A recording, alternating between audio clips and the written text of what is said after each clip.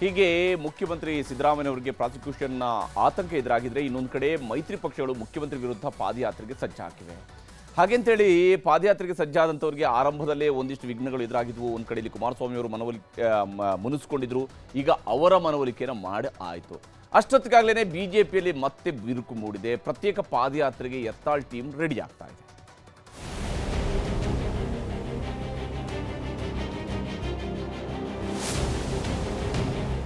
July 28ರಂದು ಮೂಡ ಹಗರಣದ ವಿರುದ್ಧ Mysuru ಪಾದಯಾತ್ರೆಗೆ BJP ಮತ್ತು ಜೆಡಿಎಸ್ ನಾಯಕರೆಲ್ಲ ಜಂಟಿ ಸಭೆ ಮಾಡಿದ್ರು. ಪಾದಯಾತ್ರೆ ಯಶಸ್ವಿಗೊಳಿಸೋ ಬಗ್ಗೆ ಶನಿವಾರದಿಂದ ಪಾದಯಾತ್ರೆ ಮಾಡ್ತೀವಿ ಅಂತ ಯಡಿಯೂರಪ್ಪ, ಪ್ರಹ್ಲಾದ್ ಜೋಶಿ, ಕುಮಾರಸ್ವಾಮಿ ಮತ್ತು ಬಿವೈ ವಿಜಯೇಂದ್ರ ಒಟ್ಟಿಗೆ ನಿಂತು ಹೇಳಿಕೆಯನ್ನು ಕೊಟ್ಟಿದ್ರು. ಆದರೆ ನಿನ್ನೆ ಜೆಡಿಎಸ್ ಶಕ್ತಿ ಕೇಂದ್ರಗಳಲ್ಲಿ ಪಾದಯಾತ್ರೆಗೆ ಬಿಜೆಪಿಯ ಪ್ರೀತಂ ಗೌಡರಿಗೆ ನೇತೃತ್ವ ವಹಿಸಿದ್ದಕ್ಕೆ ಕುಮಾರಸ್ವಾಮಿ ಬಿಜೆಪಿ ಮೇಲೆ ಸಿಟ್ಟಾಗಿದ್ರು. ಯಾವ ಮಟ್ಟಿಗೆ ಅಂದ್ರೆ ಬಿಜೆಪಿ ಅವರನ್ನ ಬಾಯಿಗೆ ಬಂದಂತೆ ಬೈದ್ರು. ಮುಂದಿನ ಶನಿವಾರ ಬೆಂಗಳೂರಿನಿಂದ ನಮ್ಮ ಪಾದಯಾತ್ರೆ ಪ್ರಾರಂಭ ಆಗ್ತದೆ. ಯಾವ ರೀತಿ ನಡ್ಕೊಂಡಿದ್ದಾರೆ ಇವರು, ಈ ಪಾದಯಾತ್ರೆಯನ್ನ ಕಾರ್ಯಕ್ರಮದ ಮುಖ್ಯಸ್ಥರುಗಳನ್ನು ಯಾರು ಮಾಡ್ಕೊಂಡಿದ್ದಾರೆ? Who is that Preetham Gowda? ದೇವೇಗೌಡರ ಕುಟುಂಬವನ್ನ ಸರ್ವನಾಶ ಮಾಡ್ಲಿಕ್ಕೆ ಹೋದಂಥವನ್ನ ಸಭೆ ಕರೆದು ಕೂರಿಸ್ಕೊತಾರೆ, ನನ್ನ ಸಭೆ ಕರೀತಾರೆ. ನನಗೂ ಸಹಿಸ್ಕೊಳ್ಳಿಕ್ಕೆ ಒಂದು ಇತಿಮಿತಿ ಇದೆ. ಕುಮಾರಸ್ವಾಮಿ ಅವರ ಸಿಟ್ಟು ಇವತ್ತು ತಣ್ಣಗಾಗಿದೆ. ದೆಹಲಿಯಲ್ಲಿ ಕೇಂದ್ರ ಸಚಿವ ಪ್ರಹ್ಲಾದ್ ಜೋಶಿ ಅವರ ಮನೆಯಲ್ಲಿ ಕುಮಾರಸ್ವಾಮಿ ಅವರ ಮನವೊಲಿಕೆ ಯಶಸ್ವಿಯಾಗಿದೆ. ವಿಜಯೇಂದ್ರ, ರಾಜ್ಯ ಬಿಜೆಪಿ ಉಸ್ತುವಾರಿ ರಾಧಾಮೋಹನ್, ಜೆಡಿಎಸ್ನ ಬಂಡೆಪ್ಪ ಕಾಶೆಂಪುರ ಎಲ್ಲರೂ ಸಭೆ ಮಾಡಿ ಒಟ್ಟಿಗೆ ಪಾದಯಾತ್ರೆಗೆ ನಿರ್ಧರಿಸಿದ್ದಾರೆ.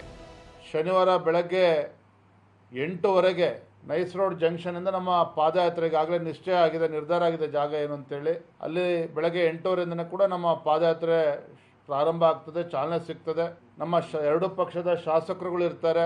ಅವತ್ತು ಮಾನ್ಯ ಕುಮಾರಸ್ವಾಮಿ ಅವರು ಕೂಡ ಬಂದು ಕಾರ್ಯಕ್ರಮ ಉದ್ಘಾಟನೆ ಮಾಡೋರಿದ್ದಾರೆ. मैंने आपसे कहा कि ये भारतीय जनता पार्टी और जेडीएस का संयुक्त अभियान है. हमारे नेता, हमारा कैडर यात्रा के पहले दिन से लेकर यात्रा के अंतिम दिन तक, चुनाव यात्रा की तैयारी से लेकर के और यात्रा को संपन्न कराने तक समान रूप से सहभागी है और ये एक संयुक्त यात्रा है. ಜೆಡಿಎಸ್ ಜೊತೆ ಬಿಜೆಪಿಯ ಎಲ್ಲ ಶಾಸಕರು, ಸಂಸದರು ಮೂಡ ಹಗರಣ ಹಿಡಿದು ಒಗ್ಗಟ್ಟಿನ ಪಾದಯಾತ್ರೆ ಮಾಡ್ತೀವಿ ಅಂತಿದ್ದಾರೆ ವಿಜಯೇಂದ್ರ. ಆದರೆ ಬಿಜೆಪಿಯಲ್ಲಿ ಆ ಒಗ್ಗಟ್ಟಿಲ್ಲ. ಯಾಕಂದ್ರೆ ವಿಜಯೇಂದ್ರ ಮುಂದಾಳತ್ವದ ಪಾದಯಾತ್ರೆಗೆ ಬಿಜೆಪಿಯ ಭಿನ್ನಮತೀಯರು ಬರುವುದು ಅನುಮಾನ. ಯಾಕಂದ್ರೆ ಇವತ್ತು ಶಾಸಕ ಬಸನಗೌಡ ಪಾಟೀಲ್ ಯತ್ನಾಳ್, ರಮೇಶ್ ಜಾರಕಿಹೊಳಿ, ಪ್ರತಾಪ್ ಸಿಂಹ, ಕುಮಾರ್ ಬಂಗಾರಪ್ಪ ಪ್ರತ್ಯೇಕ ಸಭೆ ಮಾಡಿ ಪ್ರತ್ಯೇಕ ಪಾದಯಾತ್ರೆಗೂ ನಿರ್ಧಾರ ಮಾಡಿದ್ದಾರೆ. ಪಾದಯಾತ್ರೆ ಇಲ್ಲ, ಪರ್ಮಿಷನ್ ಏನು ರಮೇಶ್ ಜಾರಕಿಹೊಳಿ ಬಂದ್ ಮ್ಯಾಗ ಮಾಡ್ತೀವಿ. ಪಾದಯಾತ್ರೆಗೆ ಪರ್ಮಿಷನ್ ಕೇಳಿದ್ರು, ಹೈಕಮಾಂಡ್ ಪ್ರಮುಖ ಅವರು ಕೊಟ್ಟ ನಂತರ ಮುಂದಿನ ತೀರ್ಮಾನ ಮಾಡ್ತೀವಿ. ಬಿಜೆಪಿ ಒಡೆದ ಮನೆಯಾಗಿದೆ ಅನ್ನೋದನ್ನ ಮಾಜಿ ಕೇಂದ್ರ ಸಚಿವ ಸದಾನಂದ ಗೌಡ ಒಪ್ಪಿಕೊಂಡ್ರು. ನಮ್ಮ ಪಕ್ಷದೊಳಗೆ ಇರ್ಬೋದು, ಜೆಡಿಎಸ್ ಪಕ್ಷದೊಳಗೆ ಇರ್ಬೋದು, ಕಾಂಗ್ರೆಸ್ ಅಂತೂ ಒಂದು ಒಡೆದ ಮನೆ ಅಂತ ನಾವು ಹೇಳಲಿಕ್ಕೆ ಮೊದಲು ನಮ್ಮಲ್ಲಿ ಕೂಡ ಅದಿರುವಂಥದ್ದನ್ನು ನಾವು ನೋಡ್ತಾ ಇದ್ದೇವೆ. ಇವತ್ತು ಒಂದು ಕಡೆ ಮಿತ್ರ ಪಕ್ಷಗಳಿಗೂ ನಮಗೂ ಇರುವಂತಹ ಒಂದು ರೀತಿಯ ಗೊಂದಲಗಳು, ಎರಡೂ ಪಕ್ಷದಲ್ಲಿಯೂ ಅದರೊಳಗೆ ಆಗ್ತಾ ಇರುವಂತಹ ಗೊಂದಲಗಳು ತುಂಬಾ ನೋವಾಗ್ತದೆ. ಜೊತೆಗಾರರ ಜೊತೆ ಸಾಮರಸ್ಯ ಇಲ್ಲ, ಪಕ್ಷದೊಳಗೆ ಒಗ್ಗಟ್ಟಿನ ಮಂತ್ರ ಇಲ್ಲ.